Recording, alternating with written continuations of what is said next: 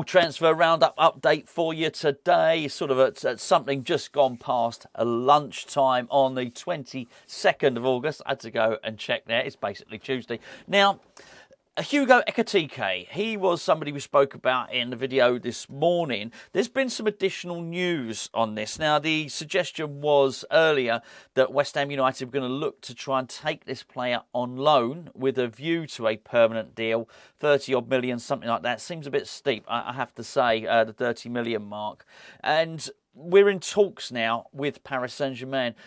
This is all over the French media at the moment. So this is, a lot of the time, some of these rumours come from the West Ham end. Sometimes they're sort of driven by over the water, basically, over the channel. And this one is no different. So I'll just read it now, and it is a translation, so please excuse me. It says, West Ham United Director of Football Tim Steidten has held positive talks with Paris Saint-Germain over striker Hugo Ekitike, as well as speaking to the players' agents.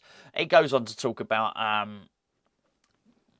the Scamacca situation, which I mentioned in yesterday's video. I'm going to skip a load of it. It says, Steidten has recently held a positive meeting with his PSG counterpart Luis Campos to discuss the striker and a possible transfer.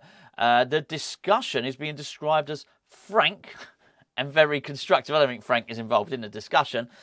So the Hammers have made it clear that they have a capacity to align themselves with Ekitike's salary demand. This is where you get to the translation. And that the transfer sum PSG would ask for. In other words, they can afford the player on both fronts. We can afford the wages and we can afford the transfer fee. The loan one would make a little bit more sense for two reasons on this one. Firstly, it would allow us to also hopefully get the Mohamed Kudus deal done as well. I think I do worry a little bit that this whole Jesse Lingard situation is going to mean that we don't sign Kudus, that maybe we're looking at him thinking, actually, this is our attacking midfielder. This is the guy that's going to play understudy to Lucas Paquetá should things not work out so good in his situation. One of the things worries me about that is with Kudus, he can also play as a winger, and I do think we're weak on that left wing. I really do. I think a lack of pace is a bit of a hindrance. I think it's almost the one thing that stops David Moyes' system working out perfectly for him, and that is just that outright pace to be able to counter on the left wing. Now, Ekitike is actually comfortable in wide positions. He really is. In fact, I would almost suggest some of his stuff is more impressive out wide than it is centrally. This player is not prolific. This is not a prolific goal scorer. I think he's scored about 20 goals in about 90 games, something like that in his career. He's only young. He's 21. He's got room to improve. And it probably is worth saying that David Moyes' best forwards have actually been wingers that have been converted. Ekitike is not a winger, by the way. I'm just saying he looks quite comfortable out wide. But Marko Arnautovic and Mikel Antonio have both been pretty decent for David Moyes. I think it's also worth pointing out that despite his wonderful goal against Chelsea, Mikel Antonio is not the best finisher in the world. So there's no reason why this guy couldn't operate within our system. He's quite tall, he's quite rangy, gangly player. If anything, I'm worried that maybe he's not quite physically robust enough for the Premier League. But, hey, look, I could be absolutely wrong on that. I don't see an amazing player there, but I do see a decent player who obviously has the capacity to improve. I think if that's the case, then the loan deal makes sense at this point for freeing up funds and to allow us to have a look at him over the course of the season. Now, we do actually have good relationships with Paris Saint-Germain. We've done business with them before and very, very recently, of course, most recently with Thilo Kehrer, but we'd also negotiated with them with Alphonse Areola as well. So there's a natural dialogue between the two clubs. What is interesting, though, is I think the fact that Tim Steidten's out there probably says quite a lot. He's been involved in everything. He was involved in Edson Alvarez. He was involved in the Mavropanos transfer. He'd certainly, we'd flown out to Amsterdam to meet with either Kudus' representatives or with the club. This is the guy that's being used. He's going out there. He's in France at the moment, speaking to PSG. And why wouldn't we? So I think this certainly, puts to bed a lot of the chatter that he's a spare part. Not only is Tim Steidten clearly not a spare part he's clearly a very, very busy boy indeed. So maybe, just maybe, it was us lot that got his job remit wrong. Maybe it was he was there as a closer of the deals and to recommend players. And, well, look, we'll deal with that in a separate video because we'll go off track here because I still want to talk about Romelu Lukaku and Dominic Solanke. Let's go with Solanke first. I think he'd really suit David Moyes' team. I sort of come round to it a little bit. I don't think he's the world's best player.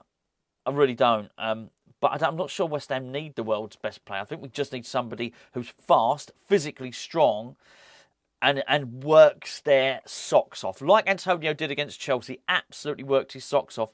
I think Solanke can do that. I really do. In many respects, these ultra prolific players, and maybe foxes in the boxes, and actually only one, just one fox in a box. You don't need loads of them. Maybe they don't thrive under our system. So Dominic Solanke, as much as when I was first suggested to me, I'm like, oh no, don't be ridiculous. I think he'd be a good signing for us. And I must be honest here, at this early point, because I've not seen enough of Ekitike, I'd probably choose Solanke. I really would. Anyway, that I would not complain. We definitely do need another forward in. But the winger's important as well. The other guy that's in the news at the moment, I mentioned him in the earlier video, is Romelu Lukaku. Look, I think I dismissed it out of hand a little bit too easily before because I just didn't really believe it. I still don't believe it, but there's enough chatter around it, well, I think, at least for me to give my opinion on it. And that is, he's on a lot of money. Romelu Lukaku is a fine player, a damn fine player. I would suggest he's unplayable when he's at his best. But unfortunately, he's incredibly inconsistent. And very few managers appear to be able to get the best out of him. If he can be managed, it's a bit. I know they're not comparable as players. They're completely different players. But actually, if you take Di Canio, it really took Harry Redknapp to get the very best out of Di Canio. Everyone else had sort of tried and failed. Yes, I know Di Canio, Lukaku, completely different players. But I do wonder if it's going to take absolutely the right manager to get the very best out of Romelu Lukaku. And I think, in many respects, it might go back to what we were saying about Harry Maguire, which is, don't sign a player who thinks he's doing you a favour. And I don't know anything about Lukaku's personality or character. I just know some managers clearly struggle with it. And I think I would be worried myself that he would think maybe West Ham was a little bit beyond him. He's played for some pretty damn big clubs, hasn't he? And I know he played for Everton before. Did he play for West Brom as well? He might have done. But that was earlier on in his career. He's played for some bloody huge clubs since then, and I don't know. I'm not so sure. So he would be the least of my favourites there. Also, I mean, the other two, both Solanke and Ekitike, they're not going to. I don't think they're going to throw a hissy fit if they don't play 90 minutes of every game, and you're just not going to at West Ham. If we sign any of those players, let's say we sign any of those players right now, Antonio still starts the Brighton game, and he has to, and so he should. And this is the situation you got at West Ham, and I've gone past wanting to sell Antonio. It's because he was not kicking off, but because he appeared to be hinting that he wanted to be out so often. I thought, you know what, it might just be wise to get rid of him. On the performances that I've seen, well, certainly the commitment I've seen in both games, performance was obviously better against Chelsea, but both games, Bournemouth and Chelsea, the commitment was there, and the work rate and everything. I'm not worried about Antonio now, and I think he's a hell of an asset to our squad. I think if we can add one more forward to it, and one more winger as well, or whatever, a really buzzy attacking player who can play a number of positions, I think we become a really, really formidable opponent. The league's best? No, but certainly a team that nobody would want to play. Particularly, I understand it, Mavropanos will be signed. I know I've said this for the last 2 days, but I do. The medical's done. It's all done. Everything's agreed. So I think he signs today. I don't know why it's taken so long. It's easy to think, I think that's when you get the rumours and the conspiracy starts about injury and all the rest of it. I don't know. I think the deal's going to get done really, really soon. Wouldn't be surprised if it happens in the process of me recording this video. Anyway, there you go. Little transfer update. It's all striker stuff. It's all forward stuff, which sort of marries up with what the club was saying. The club was saying we're going to focus on a striker now. Interesting times. Be nice to get another player in before we play Brighton, because they ain't going to be easy to play.